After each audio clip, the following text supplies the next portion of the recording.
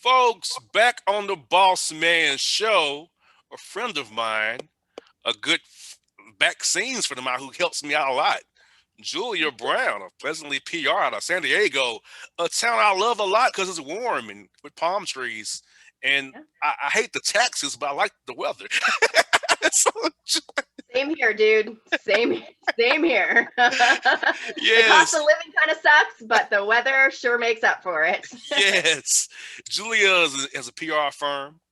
She books a lot of great guests for this show, other shows. We'll have her talk about PR and her clients and some other people. So, Julia, how is life treating you? Thank you for being who you are, helping out me so much this year already.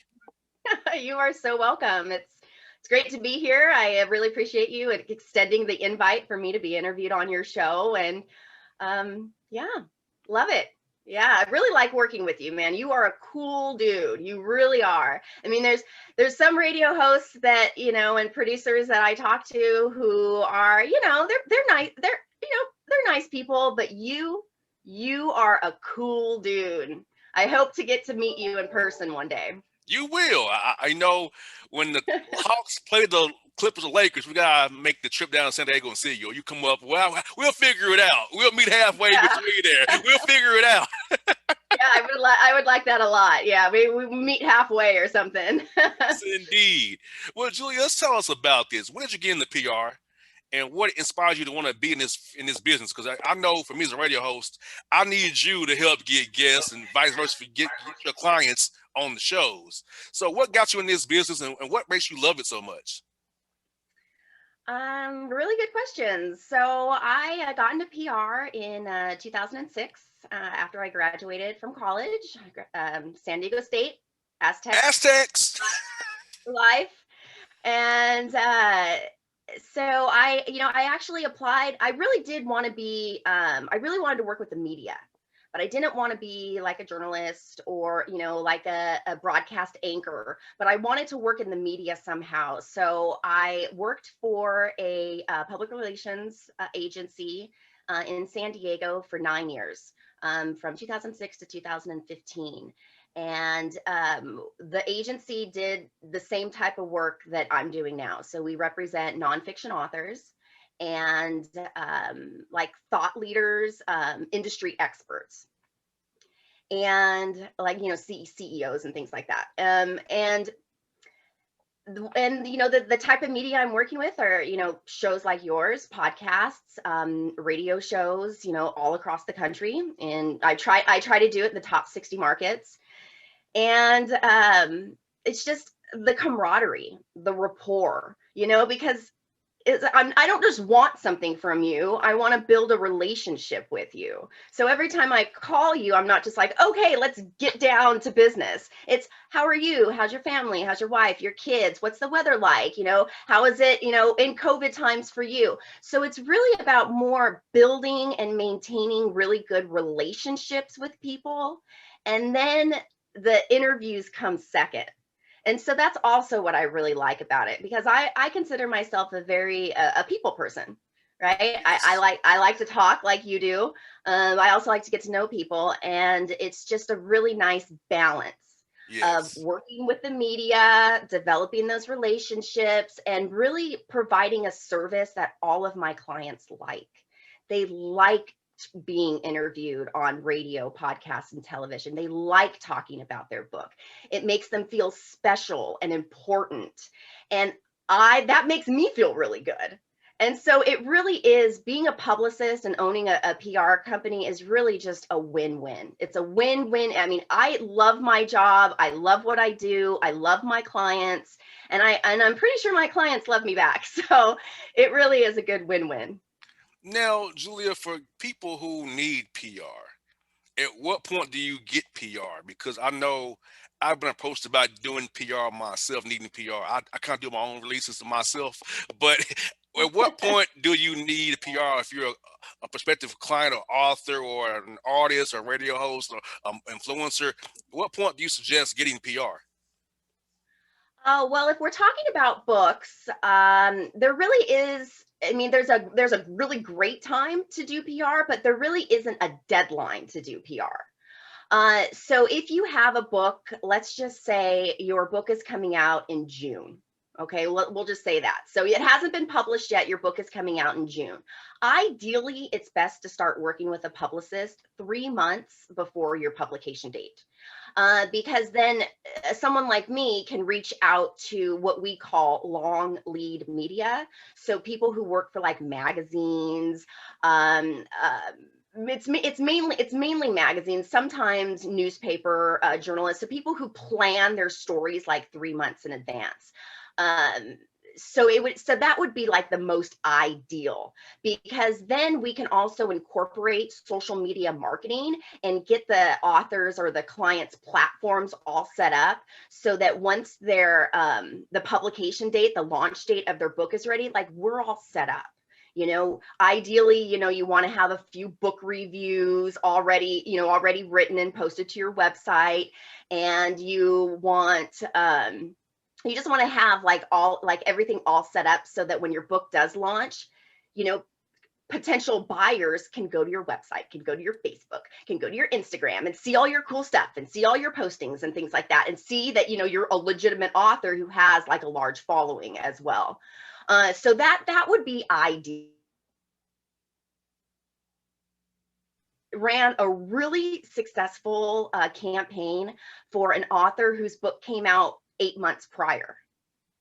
So if you have like evergreen topics in your book, things evergreen, meaning like things that health, business, leadership topics, even like sexuality, if you're talking about the LGBTQ community, things like that, those are evergreen topics that can be discussed any time of year. So we could start before your book launches, when your book launches, even after your book launches. Now, if you're not a book author, like for example, I'll even name drop here, Eric Pierre. So he's a thought leader, he's a tax strategist, and an industry expert is what I call him, because he has a CPA firm, owner of a CPA firm. And he decided to do PR because he really wanted to kind of make a name for himself within the industry.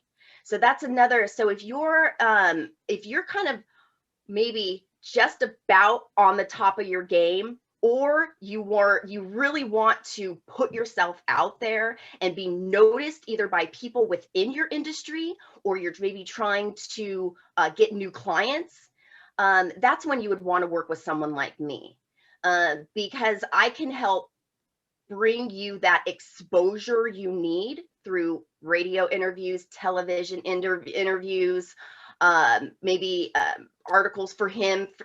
I'll talk specifically about him, like, he wants to be in like Forbes and Fortune and Fast Company. So, I would be working with journalists that write for those type of magazines to say like, hey, check out this guy. He's, he's up and coming, or he's on the top of his game. And this is what he can teach your readers and things like that. So, I mean, it's a long answer, but it really doesn't matter when you work with a publicist. So there really isn't like a deadline. My services are evergreen. Same here. Right? Same here. Hey, Julia, you're good, because remember, I own the show and I just put in commercials when I want to. So it's all good. So I don't have hard outs on the Bossman show here. Remember that. You can talk as long as you want to. We're good. I don't have hard outs here. I know. I'm probably, it's funny because I'm probably, oh man, this light is so bad. I always tell my clients, your answer should be no longer than 45 seconds. And so in my mind, I'm thinking, damn it, I just talked for like 4 minutes. I can't even follow my own advice. Hey, it's all good. It's all good. Trust and believe it's all good. So, Julia, it's funny in our services here. Me with advertising, I say I can't guarantee you a sale. I can make people aware of your business and what you're doing. So in your field, how do you tamper down expectations of clients who thinking you can make magic, and you can't promise them things that you can only make people aware about them? You can't promise them results per se. It's more so about awareness and exposure. Mm-hmm. Well, it's that's exactly what it is. I don't make any promises about, like, if we're talking about books. I don't make any promises about book sales. The only thing that I can promise is exposure. So the interviews that I book for you will bring you exposure. And what happens with that exposure is out of my hands. So for example, let's see here, I'm going to use Eric again because he's my newer client. So in an email conversation, he said that working with me is going to produce him high paying clients. And as soon as I read that email, it was like, red flag, buddy. I need to manage your expectations. So I made sure in a very professional way, I said, Eric, I actually never said that. I never promised that my services would result in higher paying clients for you. So I want to make sure that we're both on the same page, because when our campaign ends, I don't want you coming back at the end and saying, well, this was a crap campaign because I didn't secure any new high paying clients. And so, it's just, you just have to manage everybody's expectations. And that's just, it's just explaining your services in the beginning in a lot of detail. I think my contracts, my agreements are very detail oriented. Doing every single month, because a lot of times I hear when people work with a publicist, they're like, I don't even know what she does. Yeah, all the time from clients and guests. Right? Her work is so vague. Like, what? I don't even know what I'm paying her to do. And it's like, wait a minute. That's bad. Like, that's really, really bad. Like, you should know exactly what you're getting when you're entering into an agreement with a publicist. And I try to be as clear as I possibly can and really manage those expectations. So the only thing I promise is exposure. I don't promise book sales because, again, that's out of my hands. Yes. But I do call it the power of PR. So that's what I was telling Eric. So my goal is to get him to talk about, like, Biden's new tax plan, tax strategies going into, tax season on CNBC and Fox Business. And so, and I said, the power of PR is, okay, you're going to go on Varney and Company on Fox Business one morning, and you're going to, talk about Biden's tax plan or your new tax strategies. You don't know who's watching that show. I have no idea who's watching that show. There's like 3 million people who's watching that show, right? So somebody could be watching that show and is going to look you up on your website, is going to, look you up on your socials, and is going to contact you. And, there you go. There's your high paying client. Because you never know with the power of PR. You never know. And that's the neat little ripple effect that it can cause. And Julie, I could say your clients have never bashed you to me saying that you suck, because I've had clients tell me privately their PR person sucks. I've been like the counsel for a lot of clients' PRs. They're telling me about their career, and I'm like, why'd you hire them if they suck? So I could tell you on the record, your clients didn't reach out to me after the fact and tell me you suck, so you're good. Well, thank God. I've been doing this for 15 years. I hope I don't, I really hope I don't suck. Yeah, being a publicist, it's very, you have to enjoy what you do. You really do. I mean, you really do. Like, I think, like, probably with any industry, but you really have to enjoy what you do, or it's going to come off that you suck. And that's another thing with, typically you pay a publicist a monthly retainer. So if you think whoever told you that their publicist sucks, they should give their publicist a 30-day notice and call me. I've been told this over the past 9 years, multiple times, by guys telling me, or girls telling me, my publicist sucks. I wish they got me on your show, but they suck. I said, well, I don't know what to tell you other than let them go. But it's funny, Julia. Yeah. I am like the client whisperer. They vent to me after the fact. I'm like, tell them this. Don't tell me. No, you tell them. That's not my job. You tell your client, your publicist, they suck. Don't let me do it for you. I'm gonna need them to give me some more guests. And I want to burn their bridge. Yeah. With any industry, there's always going to be some lemons, right? There's always going to be lemons. I'm not one of them. No, you're not. So I'm not one of them. I've been in business for myself for 4 years, but I worked for someone else for 9 years. So 15, yeah, 2021 is my 15th year in the business. So pretty Wow. exciting. Pretty Well, exciting, yeah. tell my listeners about your clients, all of them, which I've interviewed all of them, but tell them about your clients from your perspective who they've heard on the show already this year. Okay, so like I mentioned, I represent nonfiction authors and industry experts. So Eric Pierre, who I think was the last one that you interviewed. So Yes. he owns Pierre Accounting and he's a tax strategist. Let's see, there's Greg Palast. He's an investigative reporter. His work has shown up on Rolling Stone, The Guardian, the BBC. His book was all about voter suppression tactics, his last book. It was a kind of a tricky name.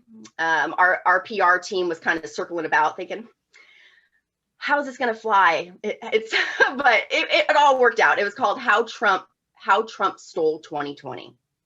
And the whole branding behind that was, we can steal it back, and Oh, it was yes. talked about a lot about, voter suppression in the state of Georgia, heavy in Georgia, Wisconsin, Michigan. Was one of them too. So there's him, and then let's see, Martin Sowa, who is the author of The Other Side of Success. That's a memoir. Talks about his time, his commercial real estate experience. But you would think that it's heavy on that, but it's not boring. I was telling him, well, you make commercial real estate sexy. Oh, yeah. And then, it's a memoir. So it's his life from 1977 to 2012. And so it's not only his rise and how he made his money and all of his wealth in the commercial real estate market. It's also his story of, his wives and his lives and, spirituality. And I don't want to drop the ball, but it's very, I don't want to give anything away for your listeners, but it's a very well written book. And if you like reading about other people's lives, this is a good one to pick up. Let's see, who else did you interview? I think we just interviewed those three. I represent Curtis. Oh, Curtis. That's right. Okay, so Curtis Morley, he's a business coach, a serial entrepreneur, which means he's created and sold 5 multi-million-dollar companies. And his book is called The Entrepreneur Paradox, How to Overcome the 16 Pitfalls Along the Startup Journey. So 16 pitfalls, there's 16 mistakes that he's made over the course of his time, building businesses. And he wants to just help the entrepreneurs see that from the very beginning. So it's for budding entrepreneurs, people who are thinking about starting a business, startup businesses. And then it's also for people like me who've just been in business for a short amount of time. He is amazing. Such a nice guy, very smart and articulate. I'm sure you kind of noticed that during your interview. And his book comes out in March. So we're doing a bunch of my birthday month. Woohoo! Yeah. So yes, Curtis. Yeah, he's a great guy. So Julia, we're gonna talk some sports now. Get ready for this. All right. I have to ask you. So, what is your knowledge of the Atlanta sports moments that stands out in your mind? So, what about the Hawks, the Braves, the Falcons stand out in your mind? Gracious! Oh no, Atlanta sports. You didn't tell me Atlanta sports. Let's see here. I ask you about it. We here. I gotta ask you about it. Tell us something about our teams are in your head. Something about us.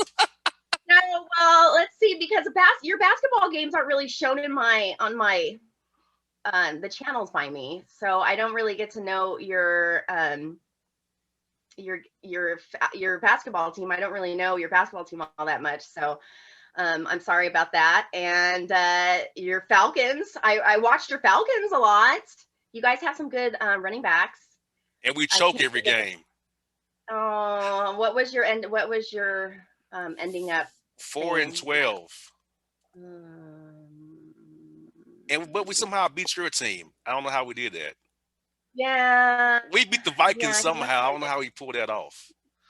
good. Yeah, I I don't was know either. shocked. How Because did we're we, a crap team. That's probably why. then the Braves played the Padres a lot. I remember back in the day when Ken Caminetti, Tony Gwynn, those guys, and Trevor Hoffman came to Atlanta and beat us in the little wild card round, 3-1. Broke my Mm. heart at Turner Field. Like, Mm. Braves win Mm. all these games, losing the playoffs every year. Yeah, that was probably the only time that the Padres, though, made it. Well, this year we made it to the playoffs, but those Caminetti days were probably when we were really good and we were still playing at the Q. Now we're just like, I think that we're just a step up from a, what are they called? Not D leagues. AAA team. No, the AAA teams. The AAA teams. Sometimes we always sign players that are like past their prime. Always. Always. Now I do like Petco Park. It's kind of cool. Yeah, Petco Party is it's a very neat stadium. It's really neat. It's tucked right there in East Village downtown. And it's just inside. It's just a fun place to go because you don't really have to watch the game if you're not really like a baseball fan. You Yes. can you can entertain yourself just by walking around and looking at all the restaurants and all like all the other cool. Now I'll tell you this. Now for me, I watched WGN, the Cubs game at 3:20 on WGN, and the Braves game at 7:35 after the Fresh Prince on TBS. Was that your childhood too? That you know what? I didn't really get into watching baseball until I got with my husband. Because when I met him, he was working for the Padres. Like I just didn't really understand baseball. I mean, you think it's a pretty easy to understand game, but if you don't play it as a kid, like I never had any brothers, and or like boy cousins that I would hang out with. So, and I never played it. I didn't really understand the game, and I thought it was kind of boring as a child. But no, I hear you. That's yeah. You always watch the Cubs games, and my grandmother, who I have to include in this conversation. My grandmother is 100 years old. She turned 100 Wow. in October. I know, right? And she's still all there, all there. Witty as all get out. She has a little bit of mobility issues, but other than that, she's good. She loves the Cubs. Loves the Cubs. She lived in Chicago for a really long time, and she calls them my cubbies. Yes. Cubbies. Now I'll tell you, Harry Carey's Mm. grandson, Chip Carey, is the Braves Fox Sports television announcer. So Oh, he Skip is. Skip Carey was on TBS on doing the Brave games. So his son Chip is the Braves TV person. So for me, Harry Carey, the Cubs, all that lineage comes to the Braves as well. So yeah, like for me as a child, 7:35 TBS Braves game. Yeah. 3:20, watch the Cubs game and the White Sox game if WGN decided to show a White Sox game, which Frank Thomas and those guys. So that Yeah. was my childhood. Now, I gotta ask you, how did you become a Vikings fan living in San Diego? How did that happen? Yeah. That's a good question. So, going back to my husband. So we've been together since 2003, and so 17 years. 18 years. 18 Wow. years. Oh my God, 18 years. I feel so old saying that. But so he's a San Diego native, and both of his parents are San Diego natives. But his dad never said like you have to be a Chargers fan or you have to be a Padres fan. So he was really, really into sports. I mean, he still is, but he was very into sports as a little kid. And so like in the 80s, he was probably what? So like 88, he was 10. So 1988, he was 10. And I guess around that time, the Vikings were really good. Purple People Eaters. Wow. Okay. So All right. whoever was playing, if he was here, he'd be able to name off like all these names and whatnot of players and stuff. I don't know. So so just think, if you were alive in 1988, do you guys remember? I was 1 the years old. Oh, I was okay. Well, one. so like the late 80s, early 90s, I guess the team was really, really good. And I always say, oh, my husband liked the mascot when he was a kid. But no, he said that the team was really good, had some really good players, and that he just became a Vikings fan because he just really enjoyed watching those particular players, and I guess the coaching staff too, play. So he became a Vikings fan, and I wasn't really, I grew up north of Los Angeles, and so when I was a kid, I remember watching the Rams, and I think even the Raiders. The Raiders, yep. The Raiders for sure, and the Rams in Los Angeles with my father. But then I moved to San Diego, and I was just like, and I was gonna be like a Charger fan just because they were local there. But then after meeting my husband, and he was a Vikings fan, I was just like, what the hell? I'll just be a Vikings fan too. It's like I had no loyalty to one team or another, so it was just like, okay, I'll be a Vikings fan, and it's been okay. Hey.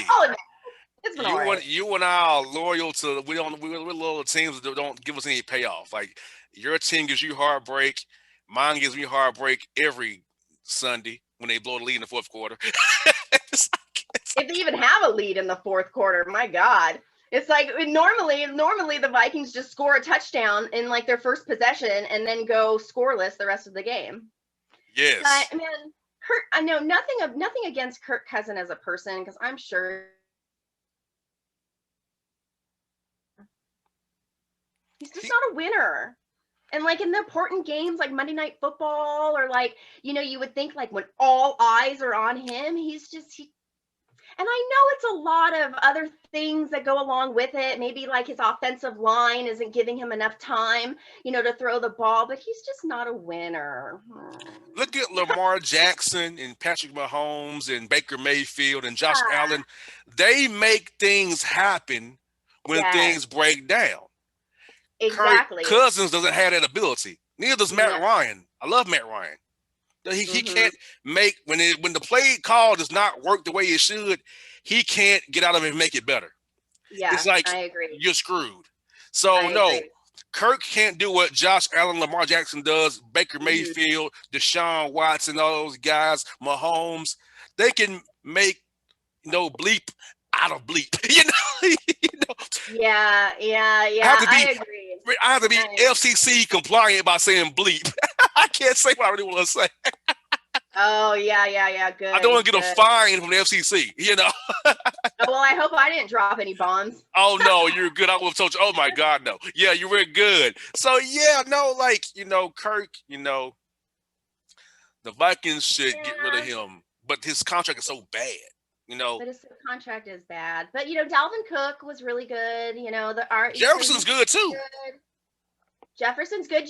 Jefferson passed Moss in the most yards for a rookie. I saw that. Yeah, I saw that against Detroit when Matthew Stafford was playing bad as usual. Now, how was it seeing Adrian Peterson in a Lions uniform? How was that for you guys, being Viking fans, seeing AP in a Lions uniform?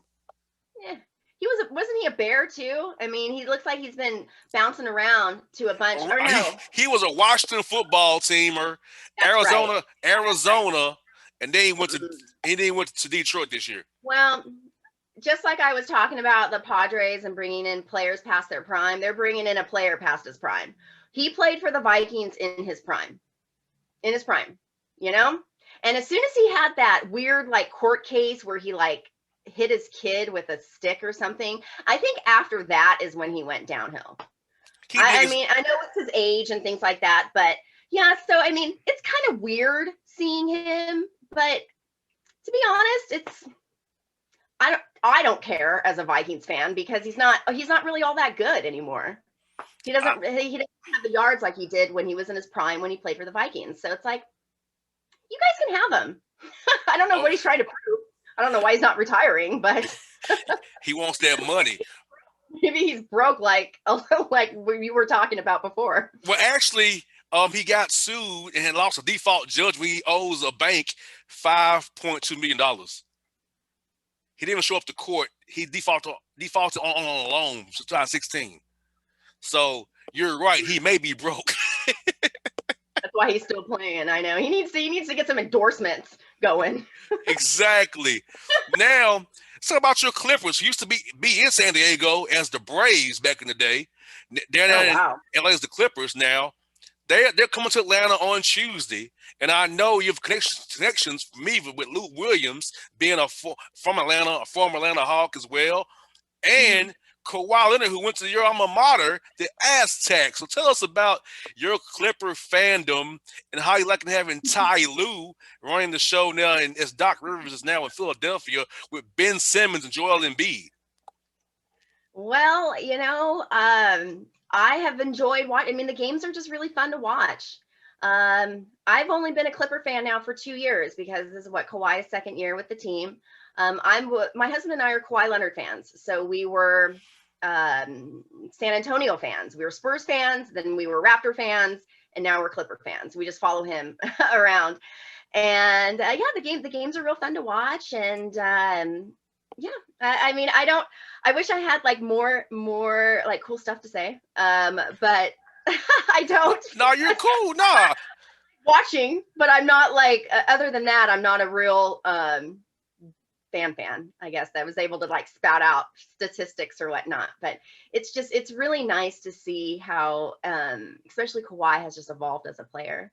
I mean, watching him at San Diego State and then knowing, I was like, what? He's going in the NBA draft? I was like, that's a mistake. I honestly thought that was a mistake. That I didn't think he was going to go anywhere, that he was just going to get shipped off overseas and was going to play internationally. I mean, I had no idea that he was just going to, I mean, it's wonderful. It's just wonderful to watch the games. I wish I was there in the stands. Now, do you all go to Staples and watch them play? Do you all do that? No, not yet. Not yet. Maybe, I mean, maybe if the tickets weren't like nosebleed $100. They're that much? No, I think so. I think nosebleeds are like over $100. I mean, I haven't really checked, but I mean, there's no fans in the stands now because of COVID. There probably won't be at all. So that's probably something that we can look into for 2022, but definitely. I'm gonna tell you a secret. Nosebleeds here in Atlanta are $55 plus tax. Wow. Mm-hmm. That's crazy. $100 for nosebleeds at Staples. That's crazy. Well, don't quote me on that because I really don't know. I'm just guessing. I can believe it if it is. I can believe it if it's Staples Center.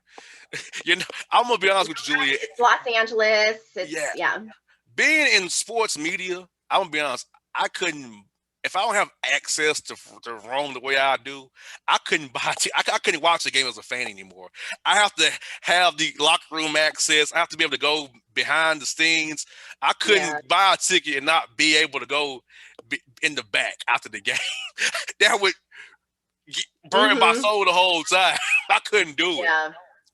Yeah, it must be a different. I think it would probably be weird. I mean, women do it, but go in the locker room and stuff with all the dudes. I mean, you would have to put like my blinders on. It's very awkward, and I will just tell you this: I don't care.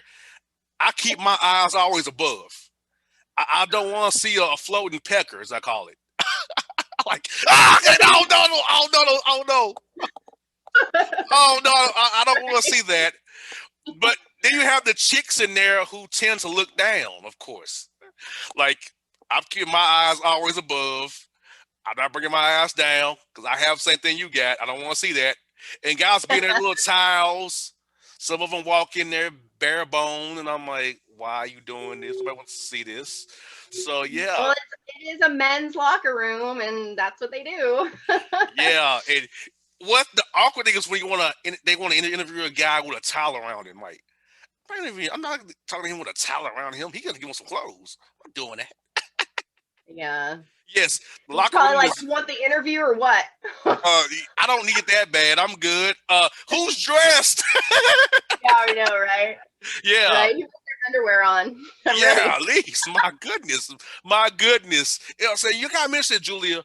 San Diego State, the Aztecs. Tell us about your time there and how they trained the queue into you guys' new stadium that they're going to really nice. 35,000 seats, open air. Yeah. Tell us about that. Yes. So yeah, so San Diego State, their basketball team, I mean, I've been going since, so let's see, since 2003. So I've had season tickets for the basketball and football since 2003. Like I mentioned before, my husband is a native, and his parents are natives, and my father-in-law has loved the Aztecs since the 1960s. So it's really great. And if we just talk about basketball, I was so, like, last year. Oh my God, dude, last year our team was so good last year. We were ranked number 4 in the nation going into March Madness, going into the NCAA tournament. And I was like, oh my God, my family was planning on flying to New York City to, like, go to the game, like the final game. And Wow. then they canceled it because of COVID. And like I think I seriously cried. I was so sad. I really wanted to get, to hang the flyer in our arena that says, you made it to the final 4, because we had the potential to do that. So that was really sad. This year I think it's more of, I want to say it's a rebuilding year, but there was a lot of promise in the beginning of the season, and then we've just lost. I mean, we lost twice, I think, to Utah State, and we lost to BYU, and it's like, wait a minute. Oh, but we lost to Colorado State. I'm like, wait a minute. So we now have we have a lot more losses than was anticipated. My husband really thought, oh my God, they're just gonna be undefeated. They're gonna win their tournament. It's going to go into, the NCAA is no problem. But now I'm just like, I don't know. We lost our best player in last game. Last I don't remember. But last week sometime we lost Matt Mitchell. He hyperextended his knee. He Ooh. either hyperextended his knee or his ankle or something, to where he's out now. And so I'm Wow. mad about that, because we don't have a lot of scoring players in, like, the rotation that the coach puts up. So that's kind of sad. But now going into football, football is exciting to watch as well. I'm very excited about the new stadium that's being built. They're going to slowly break down they called it the Q for the longest time because Qualcomm sponsored it, but it was originally called Jack Murphy Stadium. They're The going to Murph. the Murph, yeah. They're going to slowly knock that thing down, but they're building the new stadium first before they knock down the old one. And that it's in Mission Valley, and that's the area of San Diego where it's being built. So it's Mission Valley, and they're completely revamping that whole area, because the San Diego River runs through Mission Valley, and that area is kind of like, it needs a little retrofit. Yes. It needs to be cleaned up a little bit. There's a little bit of homeless, and so it just needs to be a little bit of cleaned up. I mean, the homeless problem in San Diego is really bad. I think, I don't know how it is in Atlanta, Same but in Atlanta. Very bad. yeah, it's just bad. I think it's bad all over. But yeah, so they're calling it San Diego West, because it is west of the main campus. And we got to do one of those virtual tours. Oh So they wow. have, like, an office set up to where you can go in and, like, see a full-on model of what the new stadium is going to look like. I think it's going to be like 35,000 seats, which is a lot lower than what the Q held. The Q held like 70,000.